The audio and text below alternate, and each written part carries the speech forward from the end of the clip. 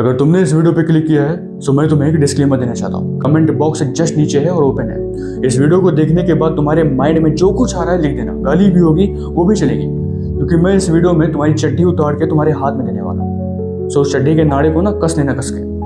देखो एक बात मेरी समझ में नहीं आती कि लोग रेजोल्यूशंस बनाते किस लिए, इवन तुम भी उसी में से हो, जब तुम्हारे अंदर उतना करेज नहीं है उसे पूरा करने का। रिसेंटली भी न्यू ईयर आने वाला था, मैंने इतनी सारी स्टोरीज और बकवास चीजें देखी है ना, बता नहीं सकता हूँ। दोनों ने स्टोरी लगाई कि भाई इस साल मेरा बिगेस्ट कमबैक होगा मेरी लाइफ में। पता नहीं कौन कौन से चार्ट उन्होंने बना के रखे हैं, फिर चाहे वो हैबिट चार्ट हो, टास्क चार्ट हो, विजन बोर्ड हो, कोड हो, फोड़ो छोड़ो। और मेरी समझ में नहीं आता कि भाई सिर्फ 10 से 15 दिन के लिए ही क्यों वो टास्क तुम बनाते हो, उसे क्यों नहीं तुम रेपुटेशन में ले जा पाते हो। 10 से 15 दिन के अंदर वो चार्ट, पेंसिल, पेपर सब गायब, पता नहीं किस कूड़ेदान में घुसेड़ के जला के फेंक दिया जाता है, वो कभी वहां से लौट के आ ही नहीं पाता है। That's it. और ये चीजें तुम्हारे साथ काफी लंबे समय से हो रही हैं, क्योंकि तुम्हारा कमबैक 3 साल से आ रहा है और अभी तक नहीं आ पाया। देखो तुम सिर्फ प्रोडक्टिव बनने का ढोंग कर रहे हो और कुछ नहीं, और ये सारी चीजें तुम काफी लंबे समय से कर रहे हो, जिसके चलते तुमने अपने ब्रेन के मेंटल मॉडल्स, न्यूरॉन्स के कनेक्शंस बोलते हैं ना उन्हें, उसको पूरी तरीके से बना दिया है कि भाई देखो मुझे चाहिए सिर्फ इंस्टेंट ग्रेटिफिकेशन, क्योंकि मैंने लगातार 2-3 साल से अपने टाइम को उन चीजों पर इन्वेस्ट किया है जो मुझे शॉर्ट टर्म प्लेजर दें, जो सच में मेरी लाइफ में उतना बड़ा इम्पैक्ट न क्रिएट कर सके। फिर चाहे वो पॉर्न हो, मास्टरबेशन हो, रील स्क्रॉलिंग हो, जंक फूड हो, लेजीनेस हो, शुगर हो, ईटीसी, इन सारी चीजों को तुमने कंज्यूम कर करके तुमने अपने ब्रेन की तो धज्जियां उड़ा ही दी, फिजिकल वैसे भी कूड़ा है और तुम कूड़ा बन चुके हो अंदर से। बट स्टिल तुम्हारे पास कुछ समय है। 2 महीने तो तुमने ऐसे निकाल दिए जैसे पतंग नहीं उड़ाई जाती है, ऐसे खत्म। बट स्टिल मैं 2-3 पॉइंट्स बताना चाहता हूँ तुम्हें, जो सच में तुम्हें सेव कर सकते हैं। इवन 7-8 महीनों में तुम अपना डेडलीस्ट वर्जन भी बाहर निकाल के ला सकते हो। स्टार्ट करते हैं। Point number 1, that is be a rational. देखो अगर तुम सच में इन सारी क्रिंज चीजों से बाहर निकलना चाहते हो, फिर भले वो मास्टरबेशन हो, रील स्क्रॉलिंग हो, लेजीनेस हो, शुगर हो, एवरीथिंग, उसके लिए तुम्हें रैशनल बनना पड़ेगा, तुम्हें अवेयर बनना पड़ेगा। अच्छा तुमने ये कभी नोटिस किया या फिर इसके बारे में तुम्हें कभी ख्याल आया हो कि क्यों most of the philosophers Greece सही है, फिर चाहे वो सोक्रेटिस हो, प्लूटो हो, अरेलियस हो, ईटीसी।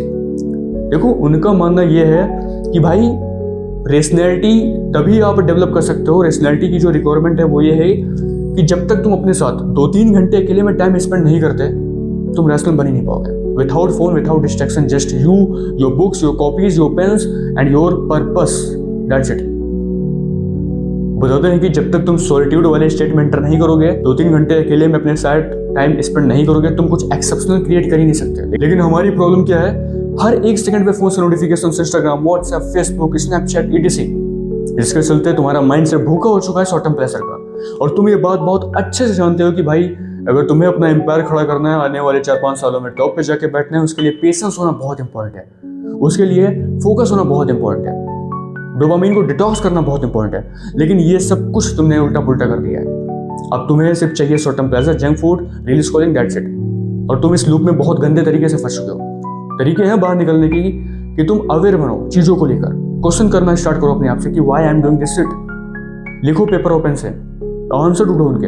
जब तक अवेयर नहीं बनोगे तब तक चीजें कम नहीं करने वाली है। Point number 2, that is connect with a big picture, means find your why.